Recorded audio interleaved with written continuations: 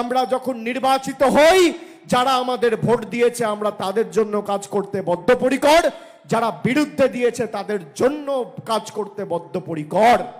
আমরা জেতার পর মানব ধর্মে বিশ্বাস করি। আমি আপনাকে বলছি, অনেক গরিব মানুষ আছে যারা বাড়ির জন্য 4 বছর 5 বছর ধরে আবেদন নিবেদন করেছেন পঞ্চায়েতে, বাড়ির টাকা পাননি।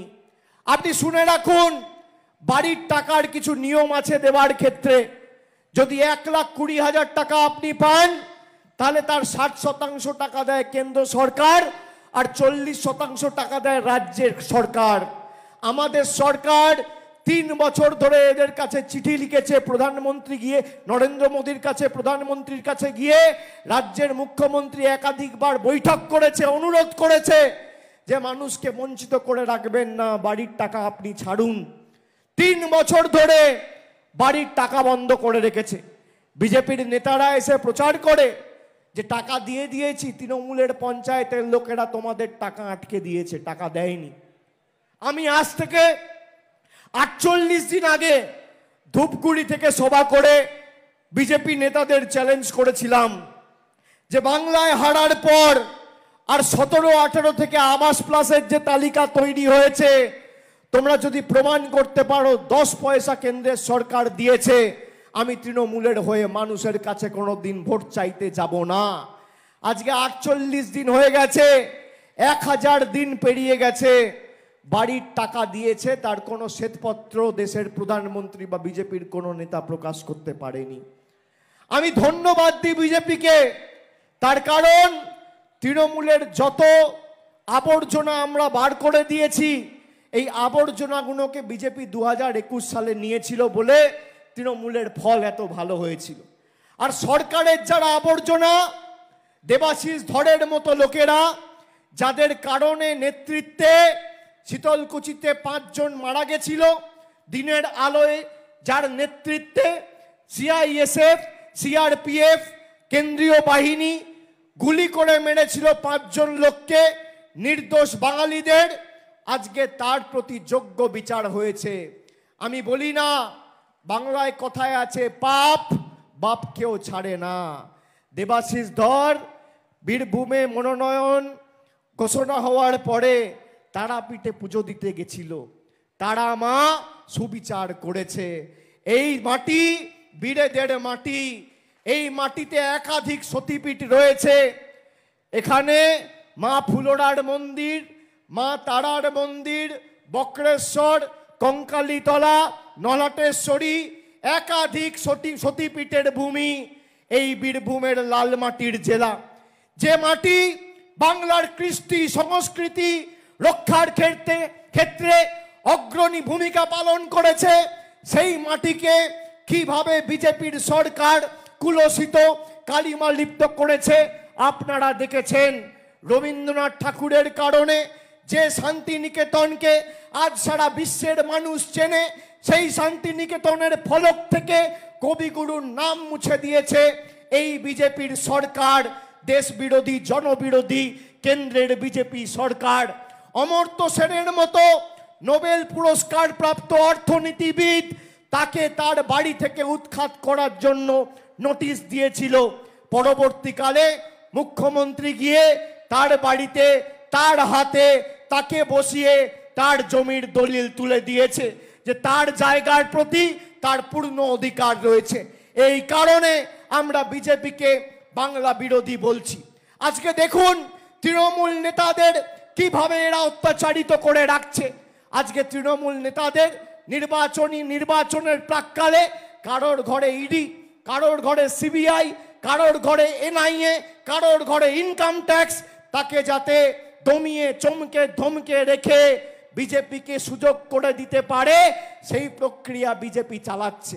আমি বলি, আর যাই হোক, তৃণমূল এদের কাছে আমাদের শরীরের শেষ রক্তবিন্দু পর্যন্ত, যতদিন দেহে প্রাণ আছে, শরীরে রক্ত আছে, আমরা এদের কাছে বশ্যতা স্বীকার করব না, মাথা নত করব না, মেরুদণ্ড বিক্রি করব না। প্রয়োজনে দেব মোরা 1 নদী রক্ত, হোক না পথের বাধা প্রস্তুর শক্ত, অবিরাম লড়াইয়ের চির সংঘর্ষে একদিন সে পাহাড় টলবেই, জনতার সংগ্রাম চলবেই। এই নির্বাচনে 13 তারিখ যখন ভোট দেবেন, তারিখটাও ঐতিহাসিক। এই 13ই মে বাংলায় 34 বছরের বাম অপশাসনের অবসান ঘটিয়ে সিপিএম নামক জগদ্দল পাথরটাকে ঝেঁটিয়ে বিদায় করে 2011 সালের 13ই মে বাংলার মানুষ পরিবর্তনের মামাটি মানুষ সরকার প্রতিষ্ঠা করেছিল। আর 2024-এর 13ই মে আপনি যখন জোড়া ফুল বোতামটা টিপবেন, বোতাম টিপবেন দুবরাজপুরে, বোতাম টিপবেন মুরারাইতে, বোতাম টিপবেন রামপুরহাটে, বোতাম টিপবেন সাঁইথিয়ায়, বোলপুরে, সিউড়িতে, নলহাটিতে, আর ভূমিকম্পটা যেন দিল্লিতে হয়, বোতামটা এত জোরে আপনাদের টিপতে হবে। আমি আপনাকে বলছি, আমরা কথা দিয়ে কথা রাখার লোক। যারা বাড়ির জন্য আবেদন নিবেদন করেছেন, প্রত্যেকটা গ্রাম পঞ্চায়েত, প্রত্যেকটা বিধানসভা, প্রত্যেকটা অঞ্চল, প্রত্যেকটা ব্লক থেকে আপনারা খালি শপথ নিন যে শতাব্দী রায়কে আমরা চতুর্থবার 2 লক্ষের বেশি ব্যবধানে জেতাবো। আপনারা শপথ নিয়ে বাড়ি গিয়ে আগামী 13 তারিখ কষ্ট হলেও লাইনে দাঁড়িয়ে নিজের ভোটটা নিজে দিয়ে আমাদের প্রার্থীকে জেতান। আমি আপনাদের জনসমক্ষে কথা দিয়ে যাচ্ছি, তৃণমূলের গ্যারেন্টি, আমাদের গ্যারেন্টি, যে পঞ্চায়েত বিধানসভা থেকে বাংলা বিরোধীদের উৎখাত করার এই লড়াইয়ে বাংলার মানুষ আমাদের সাথে থাকবে।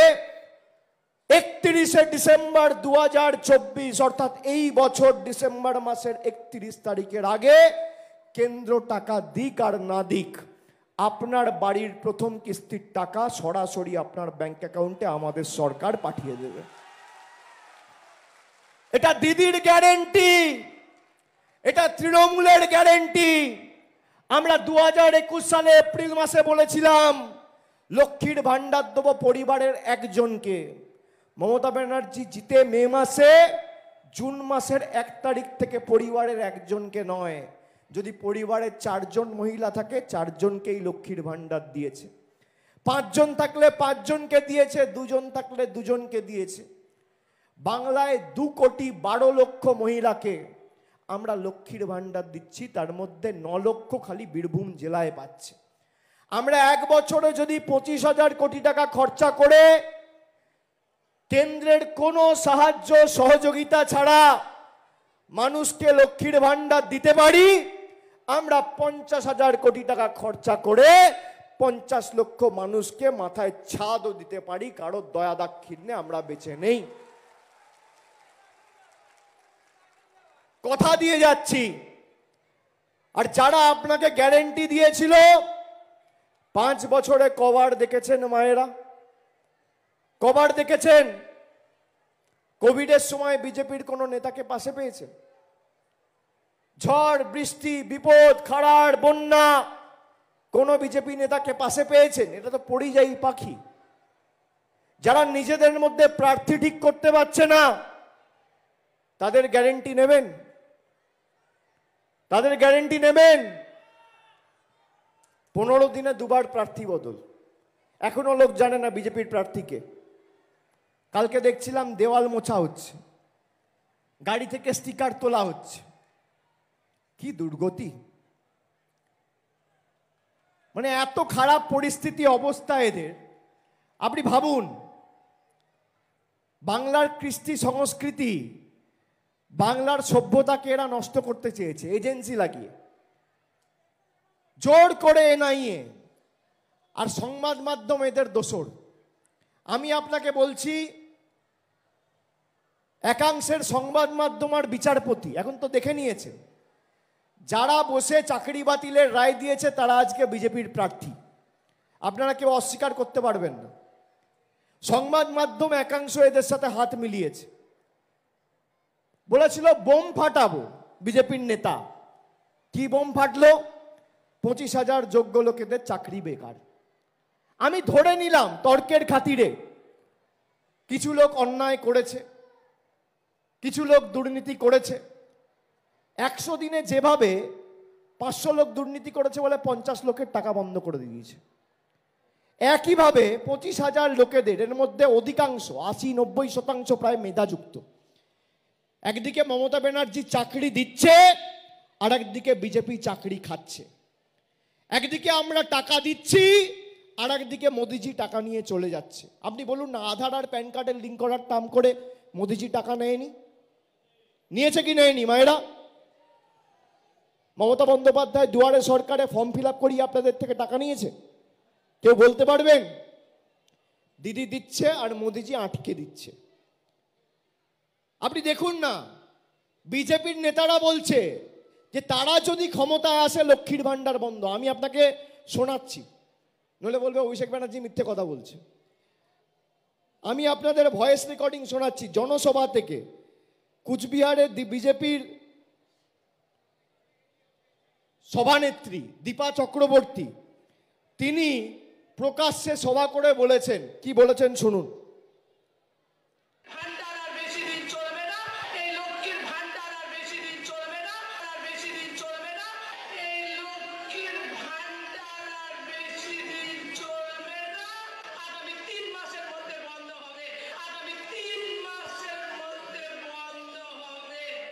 আরেকবার শুনুন।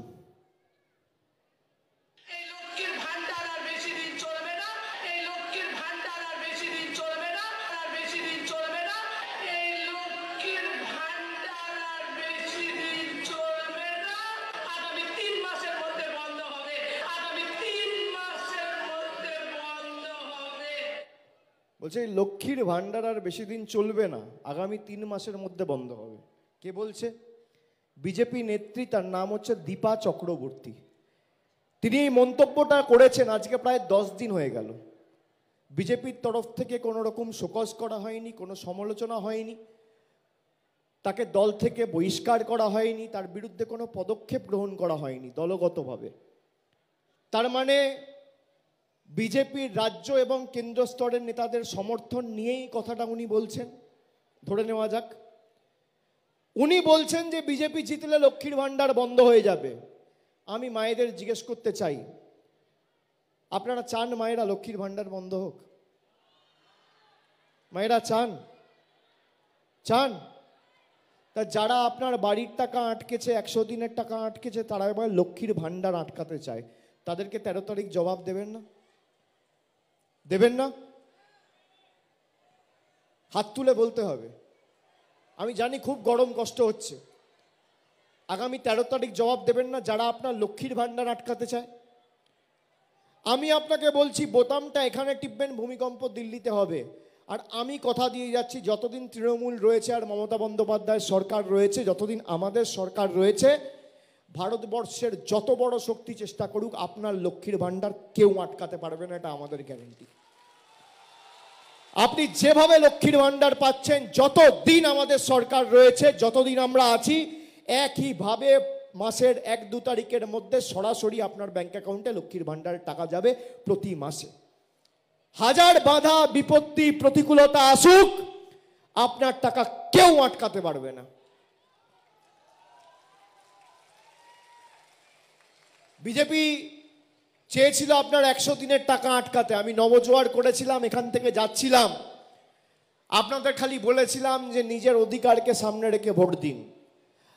আমাকে কত দিদি বৌদি মায়েরা রাস্তায় যাওয়ার সময় দুধারে দাঁড়িয়ে আশীর্বাদ করার সময় উলুধ্বনি শঙ্খধ্বনি দিয়ে বরণ করছে। কেউ বলছে বাবা 500 টাকায় আর সংসার চলছে না, মমতা দিকে বলো একটু লক্ষ্মীর ভান্ডারটা বাড়াবে। আমি বললাম মা, তোমার কথা আমি পৌঁছে দেবো এবং যা করণীয় আমরা করব, খালি নিজের অধিকারটাকে সামনে রেখে ভোটটা দিও। যাকে ইচ্ছা দাও, তোমার ঘর বাড়ি রাস্তা, লক্ষ্মীর ভান্ডার, কন্যাশ্রী, যুবশ্রী, স্বাস্থ্যসাথী, সবুজ সাথী, সাইকেল, বিনামূল্যে রেশন, তোমার বিপদে আপদে দুঃখে যাকে তুমি পাশে পেয়েছো, তাকে সামনে রেখে নিজের অধিকারটা সামনে রেখে দাও, তুমি যা চাইছো সব বাস্তবায়িত হবে। আপনারা পঞ্চায়েতে ওই লক্ষ্মীর ভান্ডার আর 100 দিনের টাকাকে সামনে রেখে ভোট দিলেন। আপনি দেখুন প্রধানমন্ত্রী আজও আপনার টাকা আটকে রেখেছে, কিন্তু টাকা মমতা বন্দ্যোপাধ্যায়ের সরকার আটকে রাখার পরেও রাজ্য নিজের কোষাগার থেকে আপনার ব্যাংক অ্যাকাউন্টে টাকা পৌঁছে দিয়েছে। আপনি যদি আপনার অধিকারকে সামনে রেখে লড়াই করেন, তাহলে কোনো পৃথিবীর শক্তি নেই আপনার টাকা আটকানোর, কোনো পৃথিবীর শক্তি নেই। এই যে মূল্যবৃদ্ধির সময়কালে আপনি বলুন না, একটা 3 টাকার ডিম আজকে 7 টাকা, 2.5 টাকা 3 টাকা ডিম ছিল। মুগ মুসুরের ডাল আজকে 150 টাকা 200 টাকা কেজি। আজকে যদি লক্ষ্মীর ভাণ্ডার না দিত, পরিবারে যদি 3 জন মহিলা থাকে তাহলে মাসে 3000 টাকা পাচ্ছে, সংসার হয়তো চলে যেত, কিন্তু আর্থিক একটা টান তো পড়তো। আজকে এই যে লক্ষ্মীর ভাণ্ডার আমরা দিচ্ছি, এর মধ্যে 10 পয়সার কোনো অবদান নেই। কিভাবে বাংলাকে কালিমালিপ্ত করা যায় আপনি দেখুন। বিজেপি সভা সমিতি যেখানে যেখানে মিটিং করছে, আপনি বলুন এরা 10 বছর ক্ষমতায় বীরভূমের জন্য কি করেছে? একটা বলুন রিপোর্ট কার্ড সামনে আনতে, তথ্য পরিসংখ্যানের ভিত্তিতে লড়াই করতে। কি মায়েরা বলুন, ভাইয়েরা বলো, যারা মানুষের কাছে